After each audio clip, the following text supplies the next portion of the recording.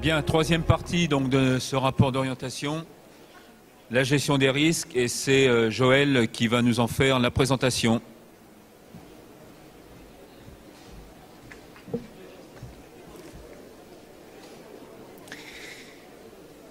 Bien, donc pour cette troisième partie sur la construction d'une politique de gestion des risques, dans un premier temps, je voulais moi aussi associer dans les remerciements l'implication de la commission gestion des risques de la FNSEA, mais aussi Lux Messart qui est ici et qui est bien sûr le co-réalisateur de cette partie. Ensemble, on a bien sûr construit cette partie sur gestion des risques efficaces qui était, je le rappelle, il y a 3 ans, Xavier nous avait confié cette réflexion engagée. Donc cette ambition, c'est de pouvoir aller encore un peu plus loin dans le dispositif. Donc ça s'inscrit bien sûr dans une continuité notamment du congrès de Saint-Malo. Christiane l'a évoqué dans son introduction générale, où on affirmait vraiment qu'il ne pouvait pas y avoir de croissance durable sans stabilité ni visibilité pour les exploitations agricoles. L'actualité du moment, c'est que le ministère, depuis quelques semaines, réunit de façon très intense l'ensemble des filières sur ces problématiques, avec notamment la volonté d'améliorer les contrats d'assurance récolte. Des débats assez houleux, beaucoup d'insatisfaction, donc il faut être très présent. Mais notre objectif, c'est quand même d'avoir un projet ambitieux pour la gestion des risques et qui soit surtout adapté aux attentes professionnelles et la réalisation des situations. Deuxième slide, renforcer, c'est d'avoir des outils qui répondent. Le constat qui est fait, c'est que nous avons des outils qui répondent insuffisamment aux besoins des professionnels, et notamment pour les calamités. Sur le dossier des calamités, l'effet redistributif est très contesté. Tous les agriculteurs y contribuent, mais une seule partie d'entre eux peut y prétendre, sauf, bien entendu, pour les pertes de fonds. Ajoutons à cela, lorsque l'indemnisation est possible, des délais administratifs très longs, incompressibles, un mécanisme forfaitaire qui ne prend pas en compte la situation individuelle des agriculteurs. Bref, ce dispositif, dans les premières années 60-70, correspondait par rapport à la formule des exploitations, mais n'est plus adapté aujourd'hui. Pour le dossier, pour la partie assurance, le constat est quand même là, la diffusion des contrats est faible et disparate, même si elle progresse régulièrement. Il y a des décisions budgétaires qui visent notamment à baisser les soutiens publics, et là, je vous assure que ça donne un très mauvais signal à l'assurance récolte, et c'est ce qui est un vrai frein à son développement. Enfin, il y a des lacunes réglementaires dans l'articulation entre fonds des calamités et assurance récolte qu'on est obligé de constater, et l'exemple flagrant, ça a été le problème des non-semis en 2013, et le Sud-Ouest en sait quelque chose. Alors pour affirmer, nous avons la volonté bien sûr d'affirmer les principes de la politique de gestion des risques, et ça passe d'abord, il faut qu'on prenne bien ensemble dans l'ordre, et c'est notamment le volet de la prévention. La prévention, c'est le préalable qui doit être notamment d'avoir des moyens de mener une politique de prévention des aléas naturels, climatiques, sanitaires, environnementaux, mais aussi économiques. Les moyens de prévention sont nombreux et on en développe un certain nombre dans le rapport. Nous demandons que les pouvoirs publics prennent leurs responsabilités et permettent aux agriculteurs de se prémunir le mieux possible des risques.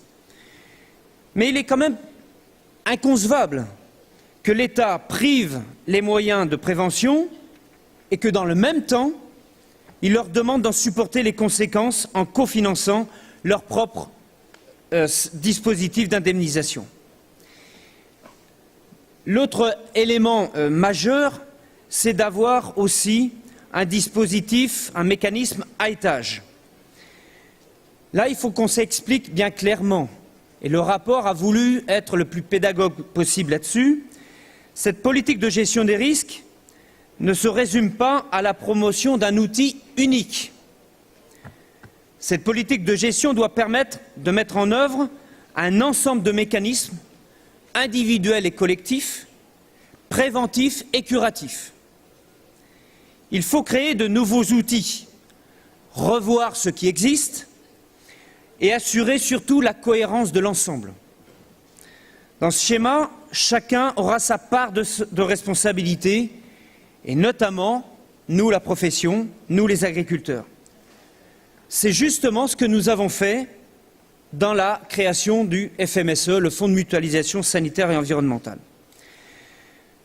Pour plus de clarté, nous présentons la politique de gestion des risques et tous les outils qui la composent de façon segmentée, en sachant que chaque niveau répondant à une problématique de l'aléa, à une probabilité de l'aléa, et aussi de l'ampleur du risque.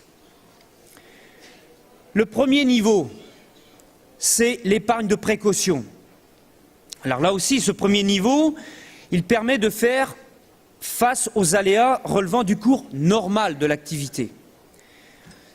Il y a des outils qui existent, mais qui doivent absolument être améliorés en les adaptant à notre réalité économique et surtout en leur donnant la souplesse nécessaire à l'utilisation qui doit en être faite. L'exemple de la DPA, déduction pour aléa, qui est trop complexe, trop rigide. Bref, le dispositif n'a pas connu l'engouement escompté et faute d'attractivité pour les exploitants. L'incertitude, l'absence de lisibilité sur les règles de réintégration de l'épargne, les intérêts de retard rédhibitoires en l'absence de l'utilisation des sommes bloquées, la rigidité dans l'utilisation, dans les possibilités d'utilisation de la DPA, et surtout les plafonds inadaptés à la taille et aux spécificités des différentes structures agricoles, ce dispositif, on va dire, fiscal vertueux, doit encore être assoupli. Et surtout simplifié pour promouvoir une agriculture française responsable et prête à faire face aux nombreux aléas qu'elle rencontre. Le deuxième niveau, qui est une couverture assurantielle de base, complétée par des offres complémentaires optionnelles. Nous vous demandons de bien retenir couverture assurantielle de base, complétée par des offres optionnelles, complémentaires optionnelles.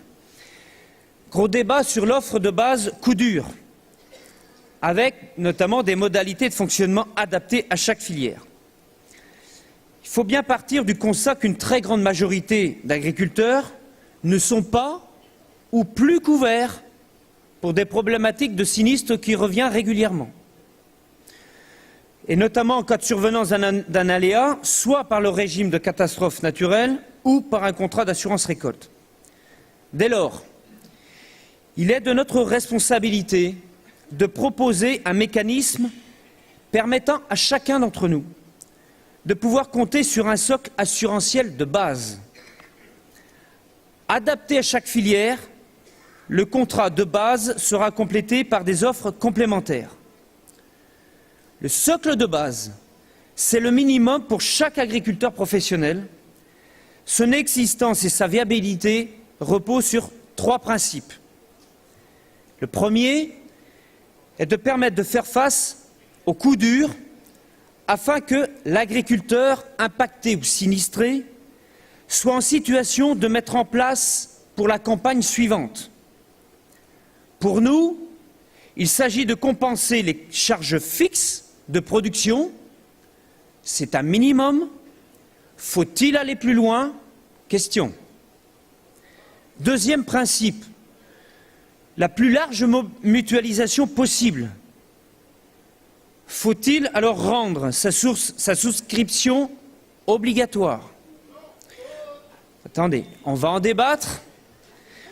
Ou alors l'allier, vous ne m'avez pas laissé continuer, ou alors l'allier au bénéfice d'une aide ou d'un droit. Ce point, vous l'imaginez, a fait l'objet de beaucoup d'amendements et nous allons y revenir juste après. Troisième principe, c'est d'être complété par des offres optionnelles répondant à des besoins individuels plus spécifiques. Et pour avoir été dans un certain nombre d'assemblées générales de fédérations départementales, la notion de liberté d'entreprise doit être respectée. Donc prenez bien en compte ces trois principes. Les conditions du socle de base seraient communes à tous les assureurs. Les conditions du socle de base seraient communes à tous les assureurs. Chacun d'entre eux pourra alors se démarquer dans les offres optionnelles. Troisième niveau, la solidarité nationale. Ce troisième niveau couvre l'actuel fonds des calamités et nous y sommes attachés, notamment sur la problématique perte de fonds.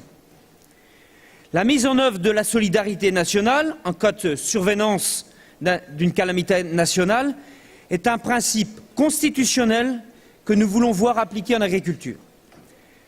Tous les risques ne peuvent être supportés par les individus seuls ou le régime assurantiel. Les risques majeurs comme les pertes de fonds doivent continuer à relever de ce fonds de solidarité nationale. Pour terminer, voulons-nous développer la politique de gestion des risques dans la PAC? Deuxième temps important de débat. Vous le voyez, l'objectif que nous avons est ambitieux. C'est la construction du contrat de base coup dur qui a débuté et se poursuivra avec l'ensemble des filières. Xavier a souhaité mettre en place dans le cadre du CAF un groupe spécifique gestion des risques et donc nous y réfléchissons bien entendu avec l'ensemble des filières. Néanmoins, nous allons très vite être confrontés à une difficulté majeure, à savoir l'équilibre financier global de la politique de gestion des risques. L'équation est en effet complexe. Les outils de gestion des risques ont été transférés dans le deuxième pilier de la PAC et leur financement est assuré par un transfert des aides du premier pilier à hauteur de 100 millions d'euros par an entre 2015 et 2020, dont 20 étant réservés pour la partie FMSE. Dès lors que nous entrons dans la logique d'une montée en puissance de l'assurance récolte, en particulier via la création d'un contrat de base ayant vocation à toucher l'ensemble des agriculteurs, la question de son subventionnement se pose. Compte tenu de l'ambition que nous avons sur sa diffusion, il est inutile de dire que l'enveloppe de 80 millions est largement insuffisante. Quelle marge de manœuvre avons-nous? Le cadencement de la mise en route des contrats assurantiels de base et complémentaires doit parfaitement se caler sur la révision de la PAC à mi-parcours en 2017. Il faudra sans aucun doute gérer les priorités budgétaires avec la montée en puissance de l'assurance récolte. Au-delà de cette question budgétaire et de façon plus globale, la gestion des risques est un moyen qui contribue à la durabilité des exploitations et doit, à ce titre, constituer le cœur de la future PAC. Avons-nous l'ambition de redonner de la légitimité au soutien de la PAC et, par voie de conséquence, assurer la pérennité de toutes nos entreprises agricoles?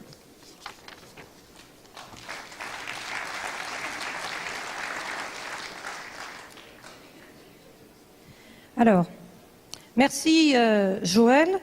Donc je vous propose de rester sur la méthode que nous avions pour les deux premières parties, donc en examinant les amendements qui vont être projetés. Donc il y a sur cette partie 4 amendements.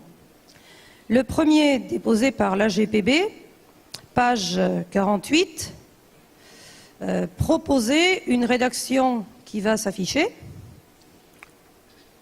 qui s'affiche. C'est pourquoi, sans aller jusqu'au contrat d'assurance rendu obligatoire par la loi, il pourrait être envisagé de le lier à l'obtention d'un statut ou au bénéfice d'un régime d'aide ou d'un droit. Cette approche pose cependant la question de principe sérieuse pose des questions de principe sérieuses qui devront faire l'objet d'une discussion préalable.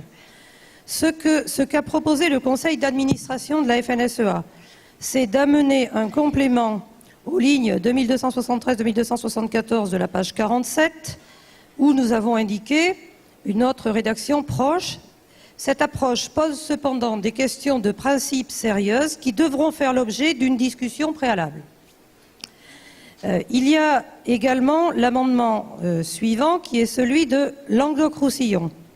Donc Languedoc-Roussillon va plus loin et propose que le caractère obligatoire soit davantage affirmé.